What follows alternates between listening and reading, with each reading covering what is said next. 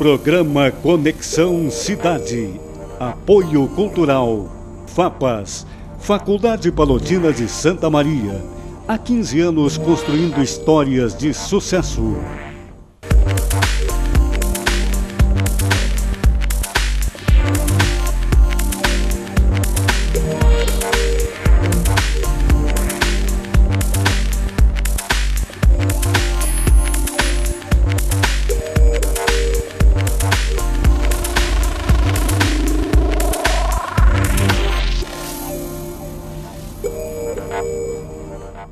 Estamos iniciando um Conexão Cidade, onde nós vamos tratar de um tema bastante pulsante no momento, que é a presunção da inocência que está prevista lá na Constituição Federal. Por muitos, ela é tida por presunção de não culpabilidade, existe uma possível diferença técnica com relação a isso. É um programa que está sendo gravado num momento em que nós tivemos um recente julgamento envolvendo o ex-presidente da República e houve uma votação bastante apertada no Supremo Tribunal Federal por 6-5, votação que fixa o marco de cumprimento da execução de pena, tendo por marco então o julgamento em segunda instância. Para tratar desse tema e de assuntos relacionados, estão aqui conosco um administrador, o Rui Gifone, que já é prata da casa aqui, é hors concurso aqui na TV Santa Maria e na cidade de Santa Maria, por toda a contribuição, não só para a TV, mas por toda a contribuição para a cidade de Santa Maria, por suas relações e por tudo que trabalha pela cidade de Santa Maria. Seja muito bem-vindo ao programa. Obrigado. E conosco aqui mais na seara jurídica, a Tamara Flores Agostini, que é defensora pública, militante da Defensoria Pública, para nos trazer um pouco do entendimento processual, da questão jurídica, com relação a tudo isso que nós estamos vendo aí, não só na Operação Lava Jato, mas por esse momento jurídico em que a jurisprudência do Supremo Tribunal Federal tem influenciado muito os tribunais inferiores e os rumos do direito no país. Então eu acho que daria para começar, eu acho, com a Tamara, para a gente perguntar para a Tamara, o que é a presunção de inocência lá da Constituição Federal? Bom, boa noite a todos, é um prazer estar aqui com vocês, debatendo esse tema tão caro, principalmente para mim, que atuo na Defensoria Pública, na defesa intransigente dos direitos fundamentais e do direito de defesa de todos os cidadãos. Bom, para pontuar, para ser mais simplista, a presunção da inocência tem muitos que chamam de princípio, só que eu diria que ela é mais do que um princípio, ela é uma norma, ela tem uma imperatividade e uma observância obrigatória, que, segundo o qual ninguém pode ser considerado culpado antes do trânsito em julgado de uma sentença penal condenatória. Isso implica dizer o quê?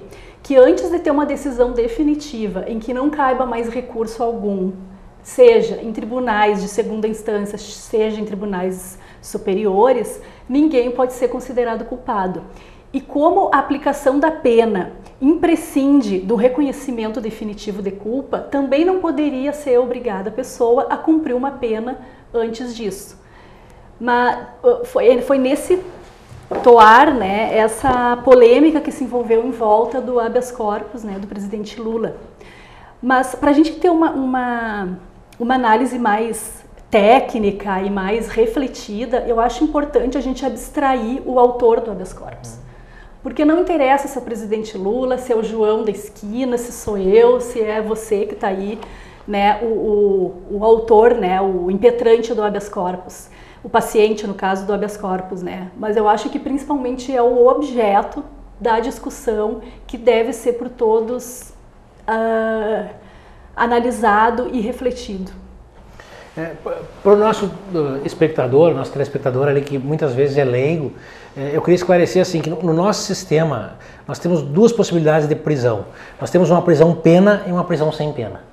Então a prisão pena seria uma prisão definitiva, ou seja, é uma prisão que se dá para cumprimento da pena imposta em uma sentença penal condenatória. E a prisão sem pena é a prisão cautelar, é a nossa prisão temporária ou a prisão preventiva, cujo vetor principal é a necessidade. Então qualquer prisão que nós tenhamos no nosso sistema processual, e provavelmente em todos os sistemas do mundo, ela é uma prisão cautelar, provisória, ou uma prisão pena.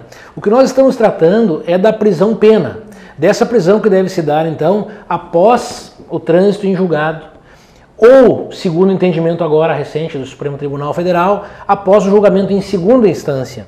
E isso é que leva a essa discussão toda. O Supremo Tribunal está, nesse caso, firmando o marco, né? O marco seria, então, após o julgamento na segunda instância ou após o julgamento nos recursos do STF e do STJ. E daí a pergunta que eu quero tentar desenvolver para chegar nela agora, eu vou passar para o Rui a palavra, é a seguinte: esses julgamentos, primeira instância, segunda instância, depois STF e STJ, eles demoram anos, né? Nós vamos ver aí, às vezes, mais de 10 anos para que se chegue ao julgamento na instância especial, no STJ, na instância extraordinária, no Supremo Tribunal Federal. Então a pergunta que eu faço, e vou passar para o Rui, mas depois eu vou querer que a Tamara fale sobre isso, é se o processo não está virando um fim em si. Porque o processo, ele é instrumental. O processo ele é um instrumento a serviço do direito material, ou seja, o direito processual penal, ele está aí para estar a serviço do direito penal. Ou seja, o processo ele deve existir para quê? Para que a gente tenha um devido processo penal garantido, mas para que a gente chegue ao final e possa fazer valer o direito penal. Ou seja, o processo existe para que a gente possa fazer a justiça ao final, tanto o mais justa quanto se possa.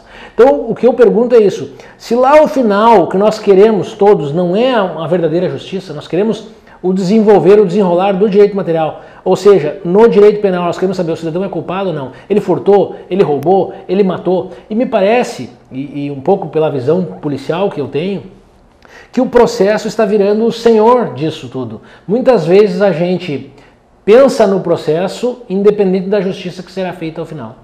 E passa a palavra. Vocês me colocam numa situação bastante complexa, né? Porque eu não sou um advogado, eu sou administrador, e a visão que nós temos, eu me aproximo mais da visão da população. A visão de vocês é uma visão mais técnica, mais detalhista, que vai aos mínimos detalhes. O que está acontecendo, e eu me atenho a dizer isso, o que está acontecendo no Brasil hoje? No Brasil hoje está se clamando por justiça, e rápida. Porque nós temos um processo que tem muita gente que comete crimes e que leva 20 anos para ser transitado em julgado, e quando chegou no final, a pena já prescreveu, ele vai terminar não cumprindo coisa alguma. E a gente tem uma experiência de mundo, né, dos 198 países que são membros da Organização Mundial, da ONU, né, da Organização Mundial, que adotam a prisão, pena, que eu não sabia desse negócio que estão falando agora, e sou honesto, né, em segunda instância. Por quê? Porque é julgado... Que foi a decisão tomada pelo Supremo. Que foi a decisão tomada pelo Supremo em 2016. Isso, e reforçada agora. E reforçada agora. Então, nessa decisão, algo que me parece, e a população de uma maneira geral vê isso com bons olhos, ainda há uma confusão, porque está se cobrando os outros que não estão sendo acusados, só que os outros que não estão sendo acusados têm fórum privilegiado, que é um outro problema que nós temos que discutir com muita seriedade no Brasil, porque na realidade nós deveríamos extinguir o fórum privilegiado, tá, para crimes comuns, como é na maioria dos países. Vou dar 2 exemplos mais. Na Alemanha, fórum privilegiado só existe para o presidente, e nos Estados Unidos não existe para ninguém. E no Brasil nós temos em torno de 46 mil pessoas com fórum privilegiado. Então, se a nossa Constituição diz que todos são iguais perante a lei, como 46 mil pessoas vão ser tratadas diferente? Eu fico, para mim que sou um leigo e que procuro entender o que a maioria das pessoas pensam, fica muito complexo. Na verdade, a defensora está aqui para me contrapor, mas me parece que desde a Constituição Federal de 88, nós só temos direitos. Tem um capítulo da Constituição que fala nos direitos e garantias, direitos e deveres individuais e coletivos, né? E as pessoas só leem os direitos, né? E o direito às vezes leva ao abuso do direito. E eu quero chegar nesse ponto. Essa prerrogativa de foro, ela era algo necessário para o exercício do cargo. O que talvez tenha havido, como muita coisa no Brasil, é o abuso dessa prerrogativa, onde nós tínhamos uma prerrogativa que acaba virando um privilégio, e esse privilégio acaba servindo à blindagem de pessoas de diversas áreas, as altas figuras da República, que acabam sendo blindadas por essa questão do foro privilegiado. Bom, tentando responder o teu questionamento anterior e pensando diferente do nosso debatedor aqui, eu entendo que a morosidade dos processos, também outro argumento, o próprio ministro Barroso usou isso, né, no julgamento do HC, o excesso de recursos que tem, eles não podem ser desculpas para retirar das pessoas direitos fundamentais. E parece que quando a gente diz o povo quer justiça, parece que os réus dos processos criminais também não fazem parte do povo. Como se são outras pessoas, seres que não têm, né, que não podem ser tutelados de nenhuma forma. Essa é a minha preocupação. Ninguém de nós, nenhum de nós está livre de responder um dia a um processo criminal. E quando for a nossa vez, a gente vai querer todos os direitos e garantias que existem. Se a Constituição de 88 trouxe essa garantia, é por alguma razão. Nós vivíamos num momento de ditadura, em que direito nenhum havia, e a gente teve que trazer. E eu não penso que hoje não é mais necessário. Eu penso que continua sendo necessário, até porque a gente vive um momento atual, um momento político, em que a violência está iminente, ela está emergente. Então, eu acho assim, ó, eu penso, né, a minha interpretação disso é que o STF perdeu a oportunidade de reforçar a força da Constituição, né? Ela perdeu essa oportunidade e pior, eu acho que ele legislou. Essa garantia da não culpabilidade antes de trânsito julgado, ela é considerada cláusula pétrea, que é uma garantia que não pode ser mudada nem por emenda constitucional. Só um golpe poderia alterar. E o que o STF fez? Ele negou vigência a uma norma constitucional para dizer que não precisa trânsito julgado para a pessoa ser considerada culpada. E a gente tem que Isso em 2016. E hoje fez a mesma coisa. Só repetiu. Então ele perdeu a oportunidade de corrigir um erro anterior, no meu ponto de vista, claro. E então a gente chegou num momento histórico bastante perigoso. Tá? Eu acho que deveria ter sido uma decisão mais refletida, sem emoção, sem paixão, como eu disse anteriormente, sem considerar quem é que estava lá. Né? Sem deixar que opiniões políticas e simpatias ideológicas tomassem conta. E a gente entende o clamor da população, que não aguenta mais violência, só que não é a custo de suprimir direitos individuais tão caros, conquistados de forma tão difícil, com tanta luta, tantas lágrimas, que a gente tem que fazer isso.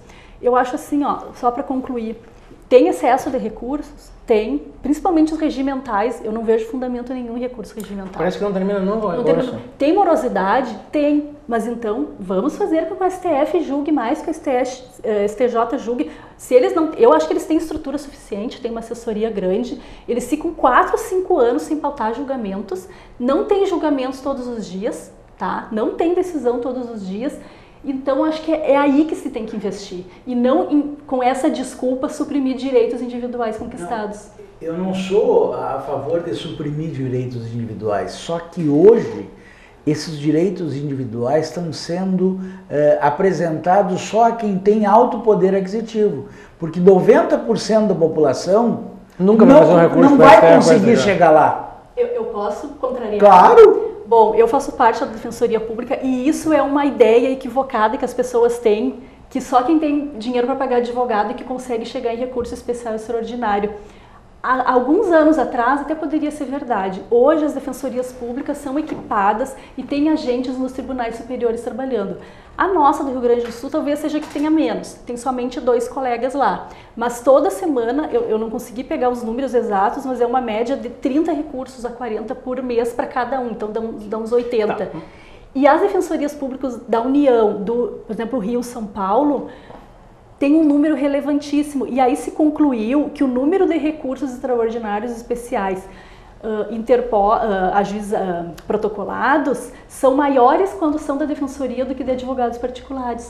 Então é uma noção equivocada de que só o rico chega lá e que essa norma, que esse entendimento da STF beneficiaria. Mas isso que por um lado é bom, estamos dando acesso à justiça, ótimo, mas por outro lado me parece que isso leva a infartar o STJ e o STF, é isso que eu digo, e talvez daí por isso eles demorem tanto para julgar esse recurso. Então o que eu pergunto é o seguinte, será que tanta coisa precisaria chegar ao STF ou ao STJ? Aí é uma questão que realmente tem que ser discutida. Eles têm medidas, meios de trancar recursos. O STJ é o campeão de trancar recurso especial, dizendo que não tem pressuposto processual.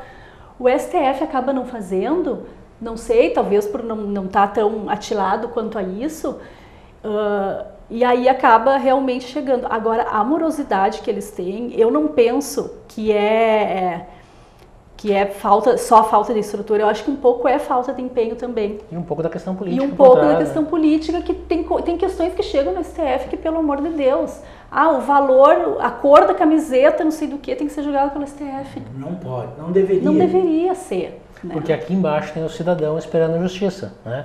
Porque se nós não temos, às vezes, uma pessoa diretamente, nós temos difusamente a coletividade esperando que você faça justiça. Porque lembrando, daí a visão policial da coisa diz que sempre que a gente poupa o lobo, a gente sacrifica os carneiros. Nós vamos encerrar o primeiro bloco desse programa, que tem o apoio cultural da FAPAS, Faculdade Palotina de Santa Maria. Está aí conosco há 16 anos construindo histórias de sucesso e voltamos logo a seguir.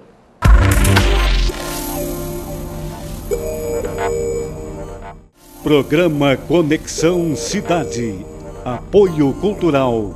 FAPAS, Faculdade Palotina de Santa Maria. Há 15 anos construindo histórias de sucesso. 6 de dezembro de 2001. Nascia uma instituição de ensino superior com a missão de promover e valorizar o ser humano, fortalecendo a cidadania através da excelência no ensino de graduação, pesquisa e extensão, e de sua atuação em prol da sociedade. A Faculdade Palotina tem orgulho dessa trajetória, do que construímos e de ser um efetivo instrumento de transformação de pessoas e da sociedade. Somos FAPAS. Somos administração, direito, filosofia e teologia, mas somos, sobretudo, uma história de todos nós. Na vida, você tem muitas escolhas. Qual caminho seguir? Qual escola estudar?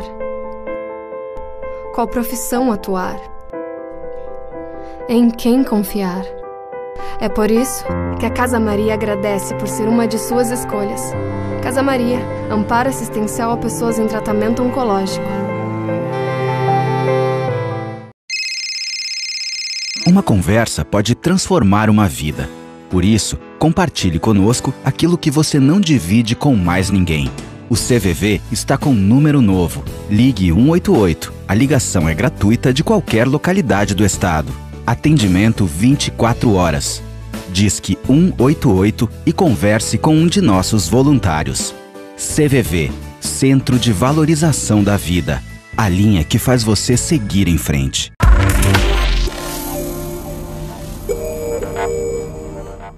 Retornamos no Conexão Cidade, o programa da TV Santa Maria que você pode assistir pelo canal 19 da NET, no próprio site da TV Santa Maria e ao final no Facebook, no YouTube e nas redes sociais. Esse programa tem o apoio cultural da nossa FAPAS, Faculdade Palotina de Santa Maria, e nós estamos aqui hoje num momento bastante peculiar da nossa história aqui no Brasil, onde o Supremo Tribunal Federal tem sido instado a definir questões bastante importantes na Lava Jato e em outras operações da Polícia Federal e do Poder, eu diria também do Ministério Público Federal, né, que tratam de alguns temas que têm levado a talvez uma reinterpretação da Constituição Federal.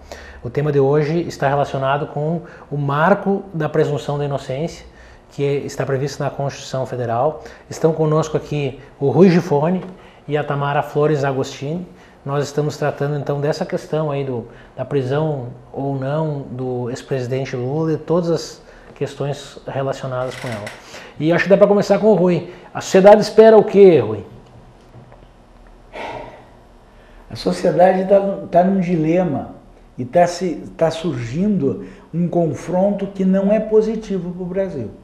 As pessoas estão pegando posições irracionais, estão indo para a agressão física, e isso é péssimo para uma democracia. E eu acho que nesse momento nós deveríamos estar tentando fortalecer ao máximo a democracia, que não é o que está se fazendo. E eu até faria eu vou inverter o processo agora e vou fazer uma pergunta para vocês. Eu acho que o nosso Supremo está sendo mal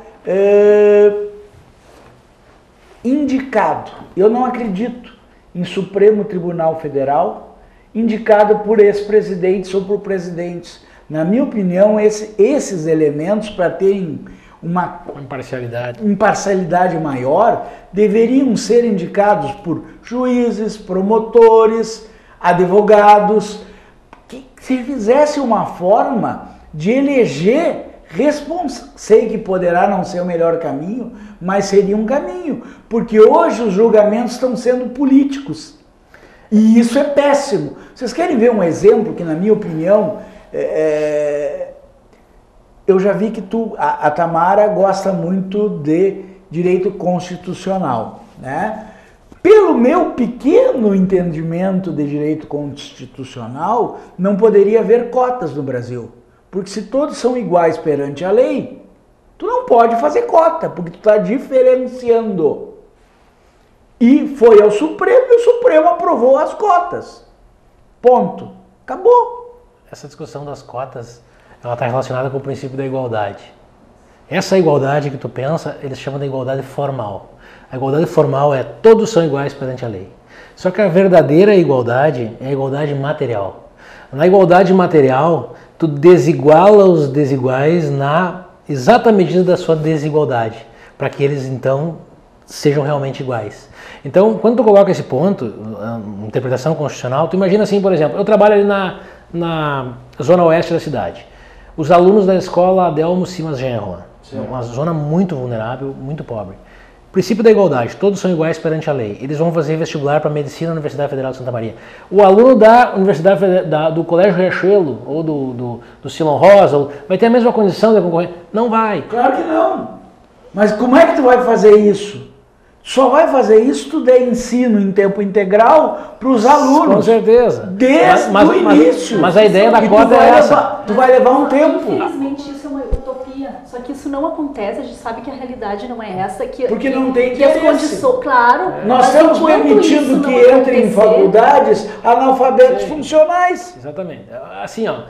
Cada vez o povo está pensando menos. Mas é ruim, mas eu dou aula no ensino jurídico, penal, e concordo em parte contigo. O que está acontecendo hoje? Quando eu fiz Direito, tinha uma faculdade de Direito em Santa Maria, 20 anos atrás, mais um pouco. E hoje tem 7.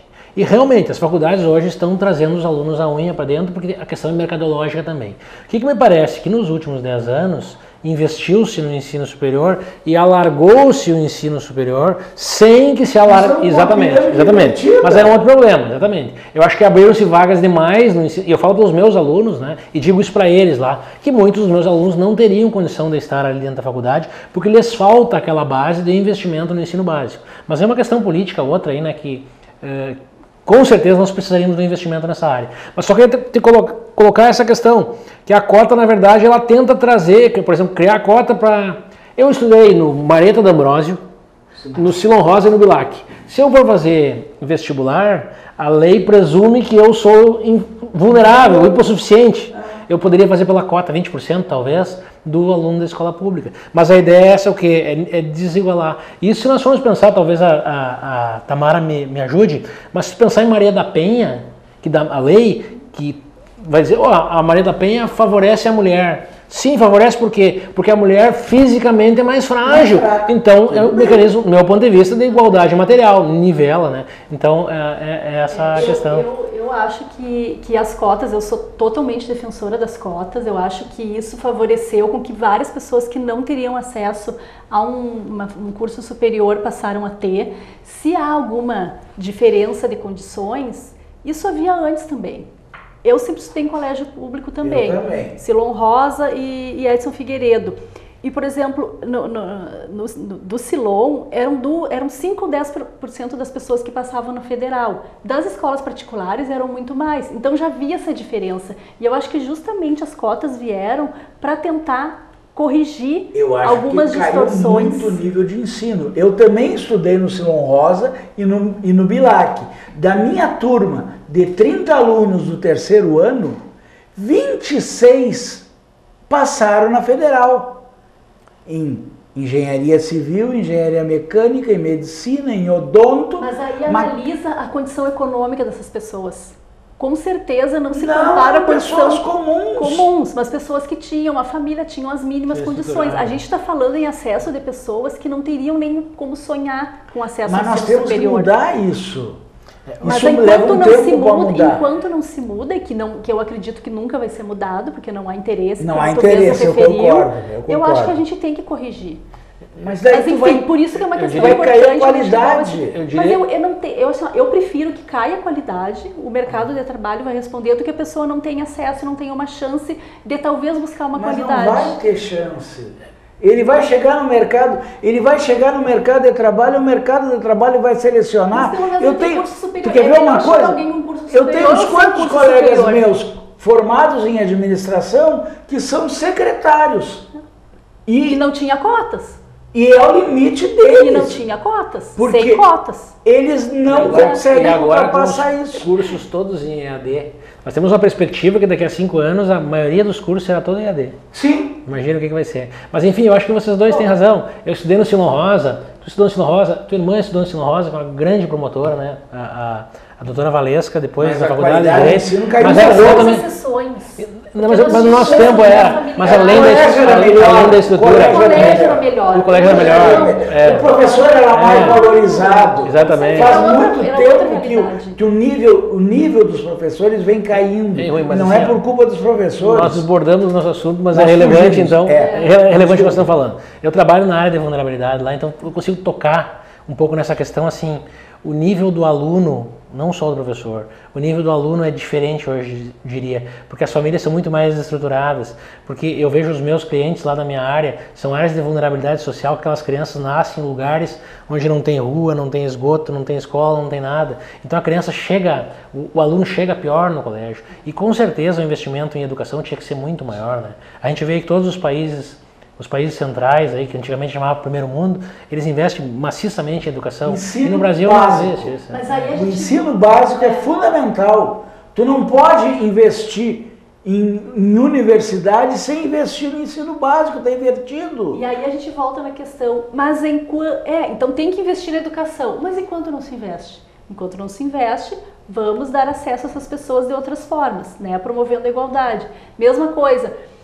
Enquanto tiver muito recurso e os processos forem morosos, vamos deixar que sem trânsito julgado a pessoa seja presa. E aí a gente vai passando por cima de questões relevantes, não se investe em educação, não se investe em agilidade do Poder Judiciário, e a custa de quem? Sempre a custa da pessoa que precisa... Desculpa, mas eu te pergunto, por que dos 198 países da ONU, por que 197... já condena em segunda instância? Bom, eu tenho uma dificuldade muito grande de aceitar modelos de outros países no Brasil. Eu acho que cada país tem a sua peculiaridade. Concordo contigo. Então eu acho perigoso. Tem muita gente que usa o direito americano como modelo. Não serve para nós. Eu acho o direito americano péssimo.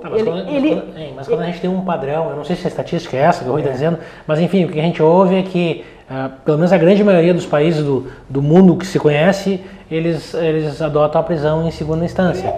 Eu não sei como é que a Constituição dele, como é que ela foi construída também. Eu tenho essa dificuldade porque eu não conheço o direito deles, eu não tenho como comparar. Eu falando da nossa realidade, né, da nossa Constituição, que teve um motivo para isso, eu acredito que a gente tem que defender. E o STF, ele está lá com o poder para garantir e interpretar a Constituição. E o que ele fez, do meu ponto de vista, foi o contrário. E aí trazendo, que a população traga em geral alguns equívocos é normal, porque a mídia também... Eles não poderiam trazer. Agora eles, no meu ponto de vista, trazer equívocos, eu acho assim, bem lamentável. Por exemplo, mas gera impunidade. Tá, mas só um pouquinho, a impunidade justamente é gerada porque eles demoram para julgar. Porque eles são lentos, Eles são lerdos e eles demoram muito tempo. A impunidade não é culpa do réu, pelo contrário, tá? Outra questão que trazem, acabou a prisão. Ninguém mais vai ser preso, todo mundo vai ser solto enquanto o recurso não chegar no STJ ou no STF. Mentira! A gente tem a prisão preventiva, como o Marcelo falou anteriormente, se houver efetiva necessidade, ameaça à ordem pública para o cumprimento da lei penal, da lei processual, ou até da ordem econômica, né, que está no Código de Processo Penal, e continua existindo a prisão. Então, assim, ó, são vários equívocos. E outra, mas a gente tem que... A função do direito penal é prevenção geral. Mas antes de chegar ao direito, de eu chegar numa pena, eu tenho que observar os princípios, né, e as normas que regem esse direito penal, esse processo penal, que é a presunção da inocência. Para depois, então, eu falar em efetividade de pena. E aí outro equívoco que as pessoas colocam é o seguinte, não, mas em recurso especial e extraordinário não se discute mais mérito, né? Se discute somente questão processual. Mentira! O STF, ele tem que analisar a questão, por exemplo, de tipicidade. A gente tem um exemplo, o artigo 305 do Código de Trânsito foi considerado inconstitucional, que é aquele da fuga do local do acidente. A pessoa não pode ser punida porque ela não é obrigada a produzir prova contra ela. Analisou mérito, absolveu. Questão da posse de drogas está lá para julgarem, até hoje nada. Sim, começou toda essa celeuma da Lava Jato, eles não conseguiram mais. Parou, eles não analisam se a posse de drogas é crime ou não é crime, isso é fato típico, a gente chama, né? Para quem está nos ouvindo. Ou não. 3-0 no STF, né? Num caso em que uma pessoa foi presa ou flagrada na posse de um cigarro de maconha, que até então era considerado um crime, no artigo 28 da Lei de Drogas, e tem 3 votos já do STF, no sentido de que um cigarro de maconha apenas não é suficiente para ferir a saúde pública. Então, no caminho da descriminalização, como é que eles vão modular isso, se vão modular ou não, a gente não sabe, mas está lá esse julgamento em suspenso. Por exemplo, a questão do aborto, se o aborto é crime ou não é, está em discussão até hoje, eles também não definem. Para terminar, a questão do princípio da insignificância, furto de uma barra de chocolate, sabe? No STJ chega, mas o STF nunca define. Mas aí nós voltamos de novo. Não tem recurso demais, não está chegando coisa demais, precisaria chegar tanta coisa. E outra coisa, não é um ativismo exacerbado, o STF legislando, e aí dá para fazer um gancho no que o Rui tinha dito, que o STF, na verdade, ele é um órgão muito mais político do que jurídico. Por isso, ele acaba sendo um órgão. Por isso que as pessoas que estão lá, elas estão sendo colocadas pela bandeira vermelha, pela bandeira azul, pela bandeira esquerda. Né? Essas pessoas que estão lá, elas são colocadas por determinada ideologia, porque ele é um órgão. O nosso sistema constitucional, num arremedo de Montesquieu, né? Onde pensou le pouvoir arrête le pouvoir, é o poder freando o poder. O nosso sistema tem uma origem em Montesquieu lá e prevê o Supremo Tribunal Federal como um misto de órgão jurídico e político. Então essas coisas não podem nos surpreender. Quando a gente vê um ministro totalmente, eu diria, entre as partidarizado, no sentido amplo por um lado ou por um outro, ou ideologizado, isso faz parte do nosso sistema, né? E aí nós teríamos que então mudar a Constituição Federal, né, para ter um órgão então jurídico, se fosse o caso lá. Exatamente. Só que uma coisa curiosa que aconteceu nesse HC é que, eu não vou dizer os nomes agora, até porque não me ocorre, mas os ministros que foram indicados pelo Lula votaram contra o HC. Isso até foi uma coisa que eu achei interessante, porque até nos acalma para a gente não pensar que foi o presidente que colocou, ele vai ser favorável. E os inclusive ministros que foram indicados... O relator não? O relator foi a Dilma. Foi a Dilma. Os relatores, já que foram indicados, os ministros pelo Sarney e pelo FHC, foram os que votaram a favor do HC. Não do Lula, né? A favor do HC da matéria. O próprio Gilmar Mendes. O próprio Gilmar Mendes. Né? Então, que mudou o voto. Mudou o voto. De 2016 para agora. E o Gilmar, se não me engano, ele tem livro escrito dizendo o contrário. Dizendo que a prisão a partir da segunda instância já tem um nível de suficiência na condenação que já permite executar a pena. Então assim, a gente está e assim em segundo grau, em primeiro grau, em que como tem ditado, cada juiz é uma sentença. Cada cabeça uma sentença. Cada cabeça uma sentença, né? E a gente tem isso. A gente que está na área jurídica, a gente às vezes se resigna com isso, mas a gente está acostumado. Agora, para quem está de fora, deve ser uma coisa... A gente fica chocado. Eu me sinto de fora, a gente se sente chocado. E eu estava comentando. Gera insegurança jurídica. Gera insegurança jurídica. gera uma insegurança social, que eu acho muito mais perigosa, e eu vejo gente se aproveitando das circunstâncias, tá? E aparentemente não é quem parece, tá? Tem candidatos aí, nós temos uma eleição em outubro, que querem muito que o Lula seja absolvido, porque se o Lula não for absolvido, se o Lula não concorrer, ele desaparece. Na verdade, o futuro da República também está relacionado diretamente com esse julgamento. A nossa eleição e diversas outras consequências estão relacionadas com as ações que aconteceram aqui no Rio Grande do Sul com a caravana do Lula e aconteceram no Brasil inteiro e as mídias tradicionais não divulgaram, é muito séria, gente. As mídias tradicionais não demonstraram nada do que aconteceu no Nordeste. E houve rejeição também lá, houve rejeição também aqui, muito forte. E nada disso foi mostrado.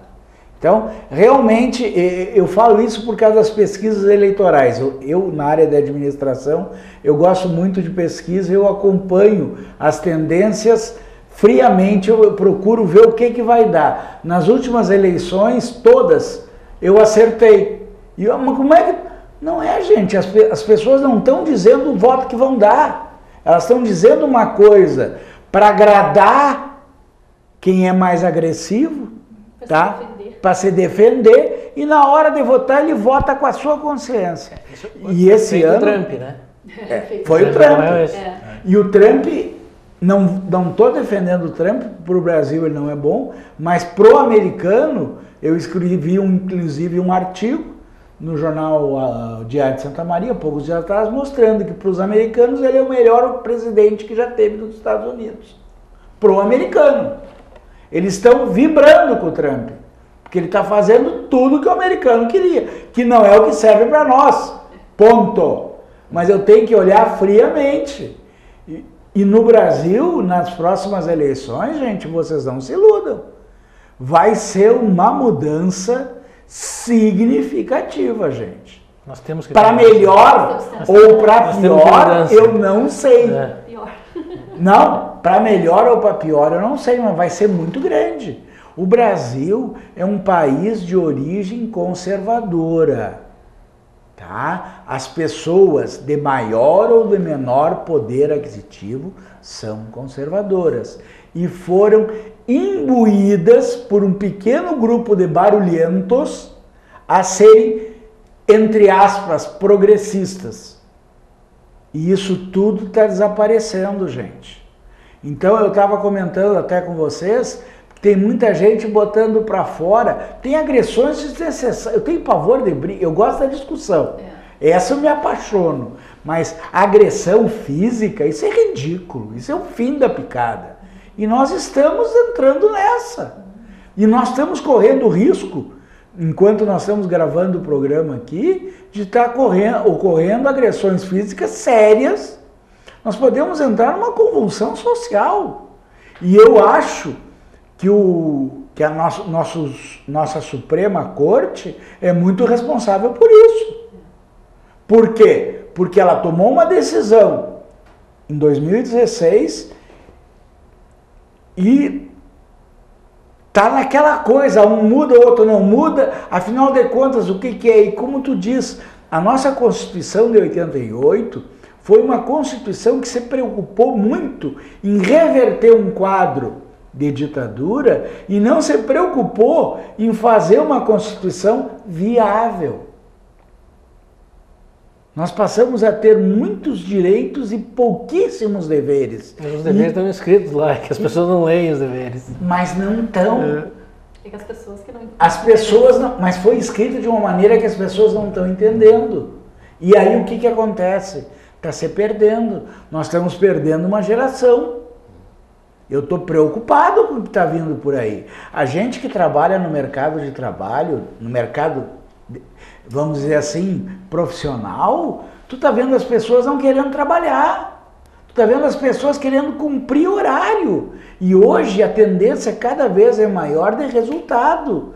Tu vai ganhar pelaquilo que tu produz. O trabalho formal cada vez mais vai diminuir. Não quer dizer que a remuneração vai diminuir, pode até aumentar, mas tu vai ter que produzir. Existem pesquisas no mundo que dizem que o trabalhador brasileiro é o mais bem pago do mundo. Não pelo salário que ele recebe, pelo que ele produz. O nosso índice, a nossa construção civil tem um nível de desperdício inadmissível. Então nós temos que repensar todas essas coisas, porque isso termina refletindo no direito, gente. E o pior de tudo, que está me assustando, é quem deveria estar sendo o guardião da Constituição, porque, querendo ou não, é ela que tem que regrar. É o Supremo, e ele não está fazendo isso, ele está jogando com interesses. Usei a palavra do Brizola, mas é verdade. Dos últimos tempos foi o único, não sou PDT, não tenho partido, mas foi o único governador, foi o único político que se preocupou seriamente com educação. No Rio de Janeiro, ele botou 500 escolas CIEPs com 1.000 alunos em cada uma. A própria ocupação do Rio de Janeiro pelo Exército, isso aí eu já disse, não vai dar certo. Isso aí, para dar certo, teria que botar um número de CIEPs por favela, por região, por número de alunos, e para te ter um resultado daqui a 5 anos. Senão não vai funcionar.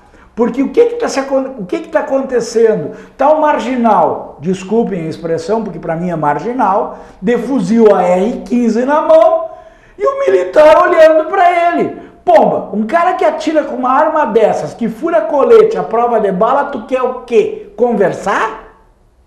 Não pode, gente, desculpem.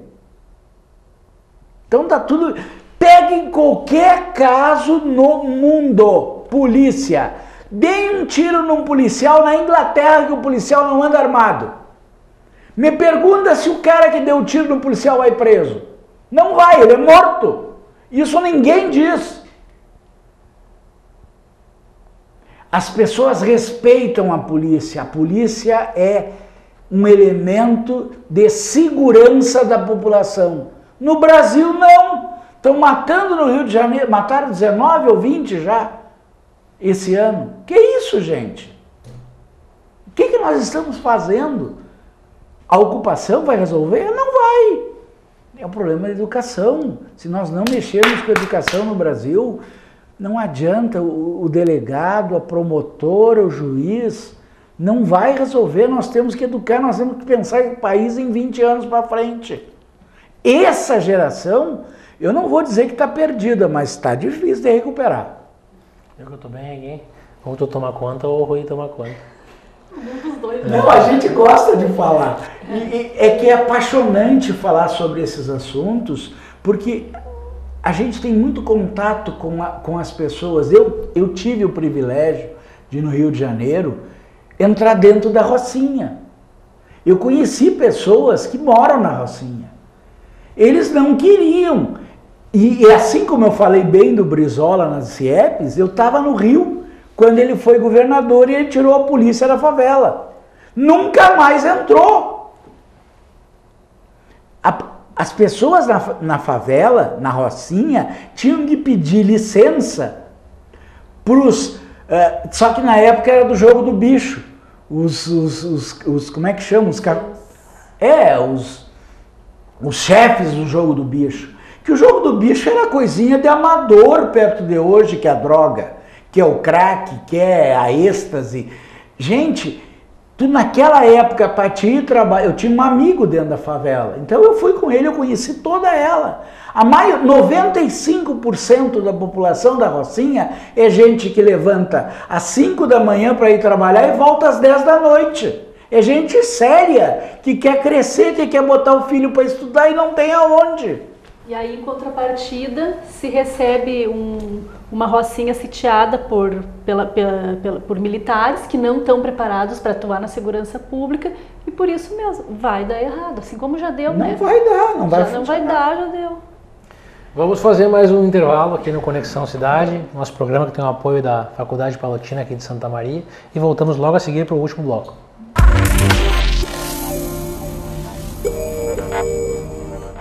Programa Conexão Cidade. Apoio Cultural. FAPAS. Faculdade Palotina de Santa Maria. Há 15 anos construindo histórias de sucesso. 6 de dezembro de 2001. Nascia uma instituição de ensino superior com a missão de promover e valorizar o ser humano, fortalecendo a cidadania através da excelência no ensino de graduação, pesquisa e extensão, e de sua atuação em prol da sociedade. A Faculdade Palotina tem orgulho dessa trajetória, do que construímos e de ser um efetivo instrumento de transformação de pessoas e da sociedade. Somos FAPAS. Somos administração, direito, filosofia e teologia, mas somos, sobretudo, uma história de todos nós. Uma conversa pode transformar uma vida. Por isso, compartilhe conosco aquilo que você não divide com mais ninguém. O CVV está com um número novo. Ligue 188. A ligação é gratuita de qualquer localidade do estado. Atendimento 24 horas. Disque 188 e converse com um de nossos voluntários. CVV, Centro de Valorização da Vida. A linha que faz você seguir em frente.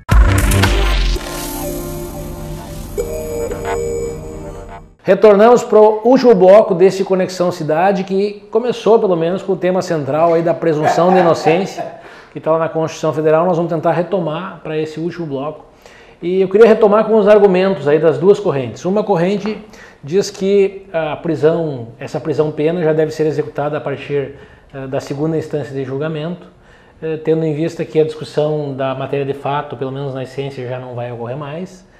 E a outra corrente diz que nós precisaríamos do julgamento final, trânsito em julgado, que se daria pelo Supremo Tribunal Federal na instância extraordinária ou pela STJ na instância especial, a depender do caso. Os argumentos normalmente são no sentido de que apenas o pobre iria para a cadeia, porque o rico poderia lançar mão desses recursos para o STF, para o STJ, e nós temos visto aí muitos casos de altos figurões da República que realmente têm lançado mão desse artifício, contratando bons advogados que conseguem levar o procedimento por tanto tempo nos tribunais superiores, a ponto de que haja a prescrição ou que às vezes as pessoas acabem falecendo antes de cumprir pena.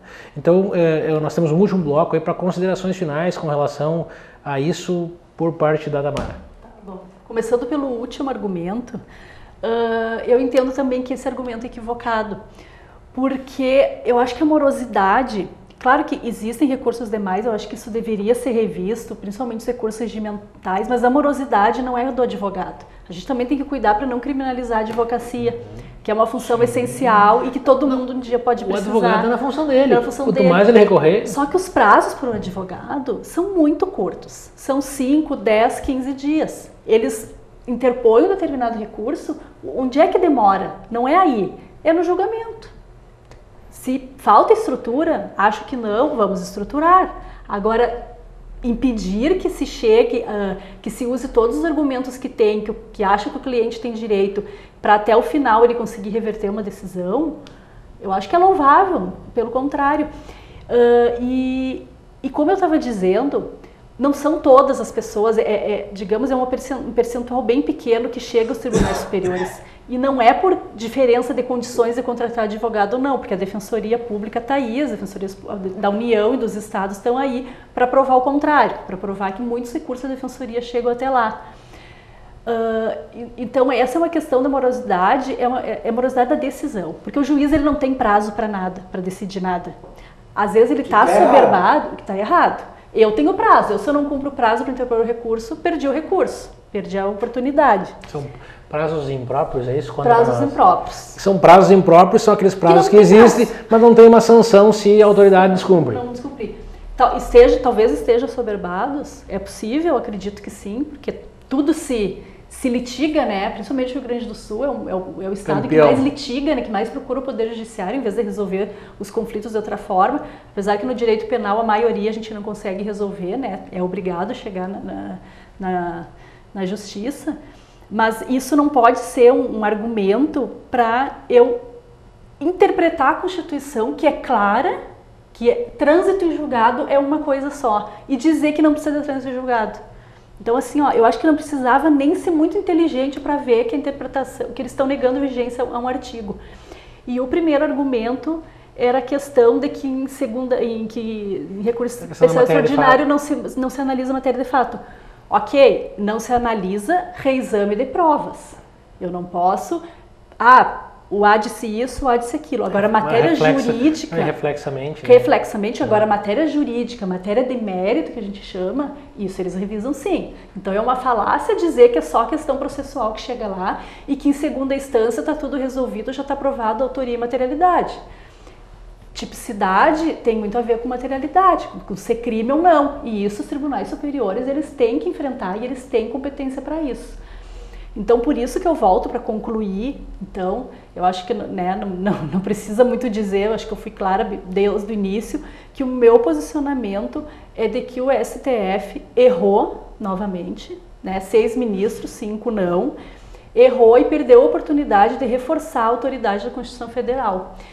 E vamos torcer para que nenhum de nós um dia precise, né, ser sujeito do processo criminal. E ninguém está livre disso. Não. Muito pelo contrário. Tem pessoas... Então, essa distinção a cidadãos de bem, isso não existe. Todo mundo é cidadão e todo mundo comete erros e comete acertos. Então, a gente não tem como dividir isso. E então, eu acho assim, foi uma oportunidade perdida. A esperança é que tem as ações, as ADCs, que eles vão ter que julgar um mérito, a 43 e a 44, né, que são ações constitucionais que vão analisar objetivamente, vão ter efeito para todos. Parece que tem uma das ministras que já disse que vai mudar de opinião na ADC, que só ali ela não quis decidir. É interessante, né? Meio... Que foi, eu decidi que eu não vou decidir, foi mais ou menos isso que ela fez, o que eu acho complicado. Se ela chegou lá, se ela é uma ministra, ela tinha que dizer a opinião dela, e o plenário é para isso. Uma coisa é na turma, ela dizer que não vai contrariar o plenário, mas ela estando no plenário, né?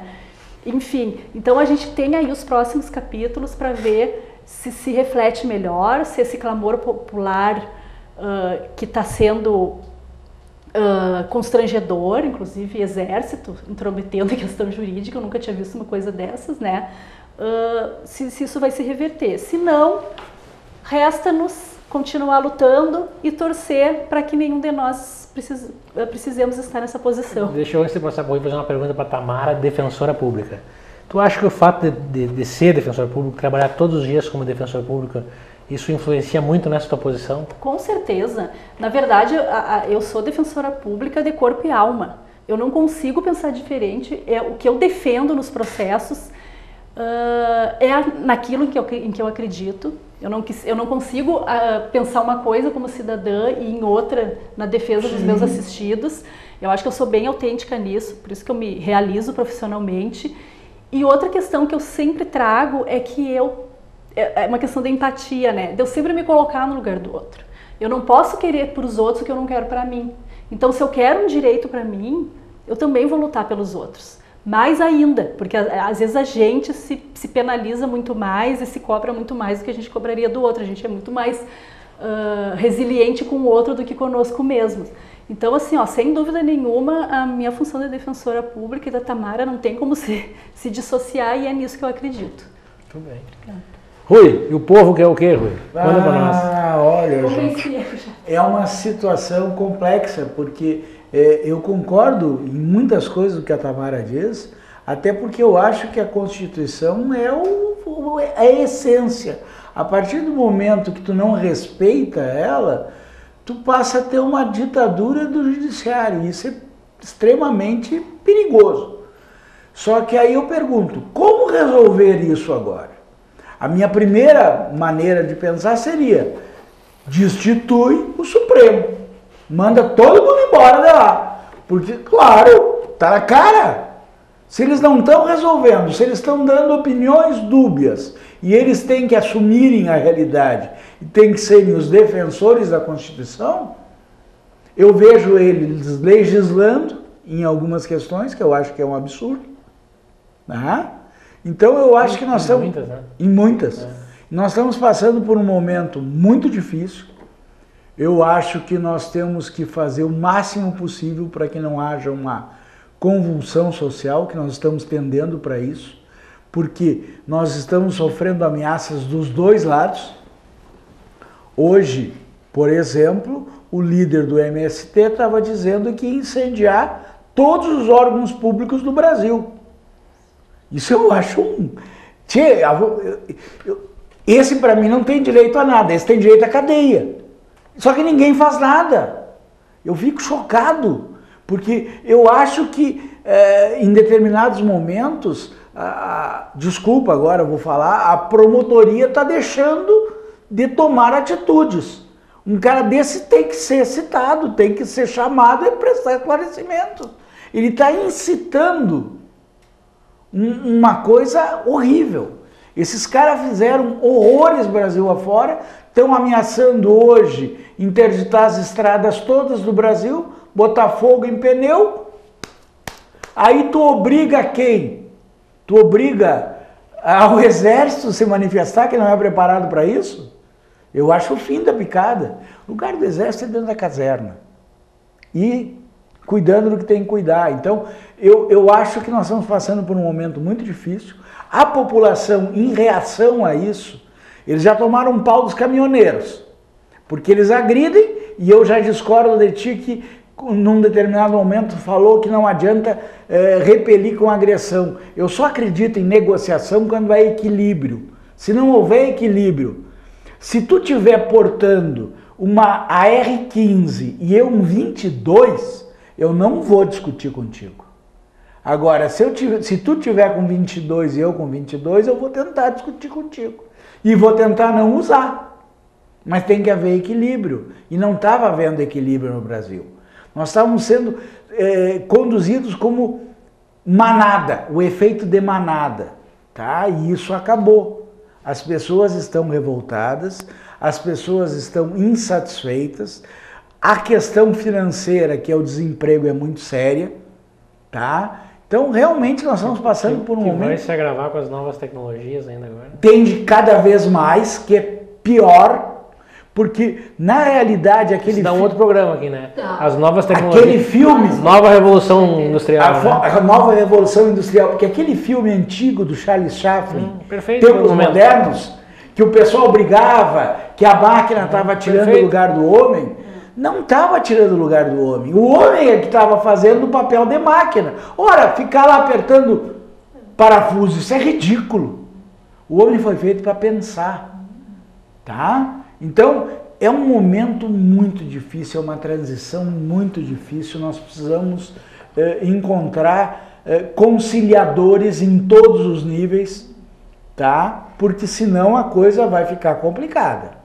Eu estou muito preocupado, eu não vou negar para vocês, não gostaria que acontecesse o que está acontecendo hoje. E outra coisa, mesmo não concordando com uma disposição, se ela foi feita por um juiz, há que ser cumprida. Isso discute dentro da lei, nos caminhos legais possíveis, não com agressões. E nós não sabemos o que está acontecendo aí fora essa hora. Então isso para mim é muito preocupante. É isso aí, preocupados com o atual momento, né? Um tempo sombrio que nós vivemos, nós vamos encerrando a Conexão Cidade. Agradeço muito ao Rui Gifone, sempre brilhante.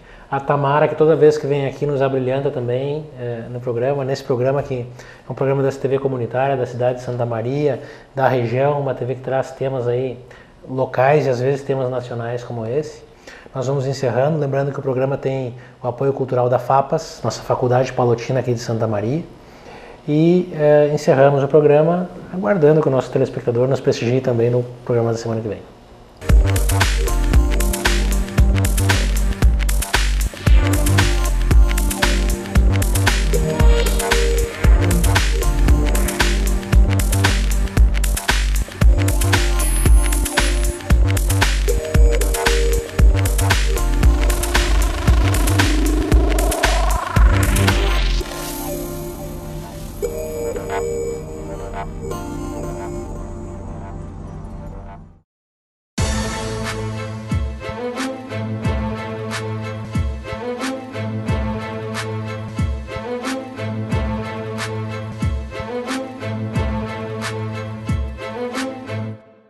Programa Conexão Cidade.